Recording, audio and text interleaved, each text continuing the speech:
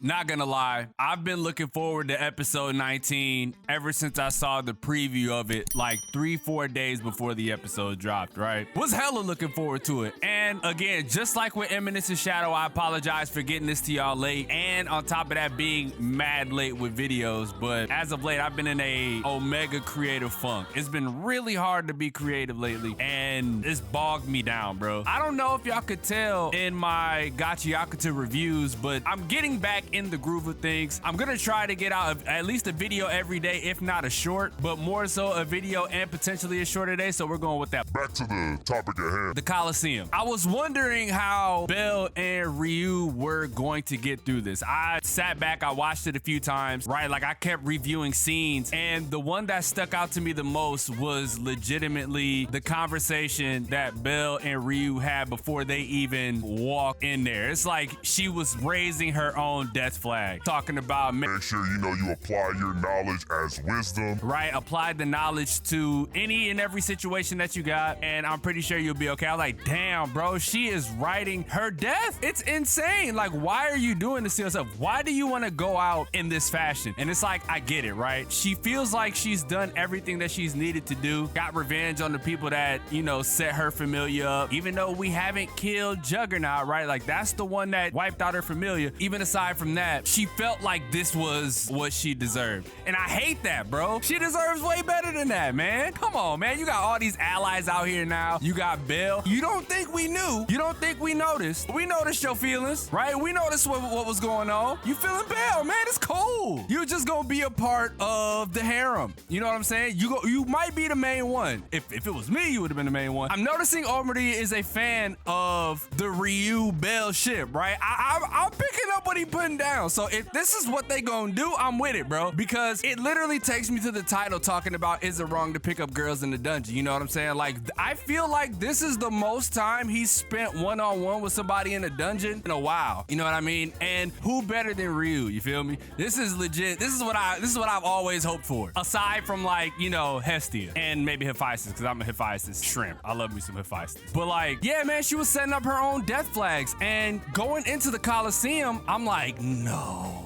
Learning about the Coliseum too, I think that's one of the most interesting places in the dungeon so far that we've experienced, because it is a consistent flow of monsters. They're just in there battling it out. And if y'all want me to be honest, bro, I legitimately thought this is where like Asterios was gonna be, right? Well, Asterios, whatever his name is. Y'all know who I'm talking about. This is a monster training sim. They just continuously flow from the walls and they get to killing each other. And even Ryu was skeptical of the situation, because Belle was like, why? Why is this here? What is this doing here? Ryu was letting them know, like, even the Loki familia stays away from this place. You know what I mean? They stay away from this place. They don't want nothing to do with it because you could legitimately get wiped out down here. My question is, why was this place genuinely set up? You know what I mean? What was Urano-san? I really want to know more about it because it's such a fascinating set piece. It seems like the anomaly of the dungeon. It's like they're training the monsters just in case something like this happens, you know what I mean? It was like a setup for the Xenos, right? That's what it seems like. Like they were trying to create Xenos from this. I may or may not be right with that, but if I'm wrong, make sure y'all let me know, but don't spoil it, brother. Only way I'll take a spoiler is if they left it out, right? Like if this is some stuff we were supposed to know during this whole situation. But back to the story. As we're getting ready to go through here, we douse ourselves in animal goo like we've done before, because remember, I can't remember which episode this was. Was this season 1 when we had the little baggie and we was running with Lily to protect ourselves from all the monsters? I don't remember which one that was, but similar to that. But we dressed up as those sheep, right? Trying to make our way through. Belle is freaking out, bro. Doesn't know whether or not he could go through with this, continuously questioning himself. But Ryu is there to be the linchpin, right? Like, nah, look, we good. And then shit goes sideways, bro. Right? They get spotted. Now they fighting their way out. Belle doing Belle shit. I was super excited because this is what separates Belle from the others, is his willingness to put his life on the line for the people he cares about. I'm sitting there freaking out, bro. I'm like, how are they gonna get through this? They're just spawning everywhere. And then, Ryu told us, like, our only way out is literally across the road. road, right? Like it's across the Coliseum. We can go over there. There's a little side road over there. It's like a maze, but we gotta go straight. I'm talking about we fighting our way, booking it through there to get there. And then we notice they coming from that side. That's like, bro, what can we do? We can't do anything. And then here come Ryu. You worry about fighting them. I'm gonna figure out a way to take care of these dudes back here. So Bell fight his way across. He look back. Ryu do the self-sacrifice. I'm like, no, why, bro? Like, I know you think you doing it for the betterment of the others, but what about you, bro? You got people who really care about you. And as soon as she walked back in, I'm like, Bell can't make this jump, right? Bell cannot make this jump, bro. That cannot happen. I don't see anything he could like volley from or anything. So she go back in there and she fighting, bro. She start getting tore up. I'm like, no, this can't happen to my Ryu, bro. Anybody but her, man. Anybody but her. I can't do it. She over here having her like life flash before her eyes moment. Y'all know them BET moments. And then she starts saying the death flag words like, Mama Mia and everybody, I'm sorry, I couldn't do this. And at least Bell got out. And I'm like, bro, here we go. And here come the GOAT. Here come Bell flying in. And I'm like, bro, where did he come from?